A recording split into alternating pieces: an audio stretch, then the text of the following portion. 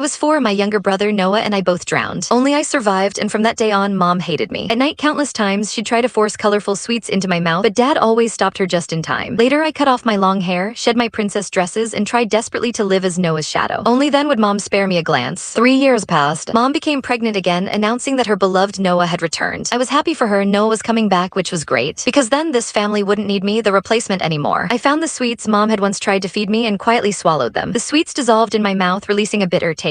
I couldn't help but hunch over, dry heaving, bile and saliva rising to my lips. These were the pills Mom had hidden in the deepest part of her closet 3 years ago. Back then, she would often sit by my bed late at night, her eyes vacant, whispering, "Why aren't you dead yet?" Now I was finally fulfilling Mom's obsession. I wore a boys' school uniform, its collar frayed. It was Noah's old uniform, long outgrown, but Mom said I had to keep wearing it to be more like him. Mom's laughter, a tenderness I'd never heard directed at me, echoed from the living room. She was stroking her stomach, talking to Dad, Robert. "The doctor said it's definitely a boy this time. Look how stable the pregnancy is." Her voice was sickeningly sweet. "Soon, I won't have to look at that blight on our family's face ever again." I wanted one last look at Mom's smiling face. Just as I reached the doorway, Dad saw me first, his brow furrowing. "Scarlett, why aren't you doing your homework?" His gaze swept over my uniform, then quickly flicked away, as if he'd seen something offensive. Mom turned, her smile freezing instantly. "Who told you to come out? Your hair's grown out again. Didn't I tell you to cut it short, just like Noah's buzz cut?" She hurried over, her finger jabbing hard at my head. "Always causing trouble. When Noah is born, if you dare to bother him, I'll break your legs." I flinched back, the red mark on my forehead stinging. The sweets in my stomach seemed to be dissolving, a throbbing pain rising in my abdomen, forcing me to bend over. Dad started to come to my aid, but Mom blocked him. "Don't touch her, she's probably just faking it for sympathy." I bit my lip, saying nothing, slowly retreating to my room. With every step, my stomach felt like it was being twisted by knives. My limbs began to go numb, and even my hands clutching the doorframe trembled uncontrollably. I lay on the bed, my body starting to twitch. The door pushed open, it was Dad holding a glass of warm water. He placed the glass on my nightstand, hesitating for a long moment before saying, "Scarlett, your mom is pregnant. Her emotions are a bit volatile, so don't take it to heart." I shook my head, but only a weak whimper escaped. Dad's figure began to blur in my vision. Dad sighed, then simply pulled the blanket over me. "Get some good sleep, you'll be fine tomorrow." He closed the door as he left, and silence enveloped the room. I reached under my pillow for the small toy car, Noah's favorite. Most of its paint had chipped off, but I polished it clean every day. Mom said it was Noah's, and I had to keep it safe. Last time, when a classmate tried to take it, I fought desperately, taking a beating to get it back. Gradually, my vision blurred completely. I hugged the toy car tightly and closed my eyes. "Mom, Noah is coming back. You won't have to suffer looking at me, your replacement, anymore. This way, it's truly good." Slowly, I felt the pain fade away. Like a dandelion seed carried by the wind, I floated gently into the air, clearly seeing the small body on the bed. The crumpled school uniform clung to her face as white as paper, her lips an unnatural purplish blue. A smudge of undigested bile still clung to the corner of her mouth, and in her hand, she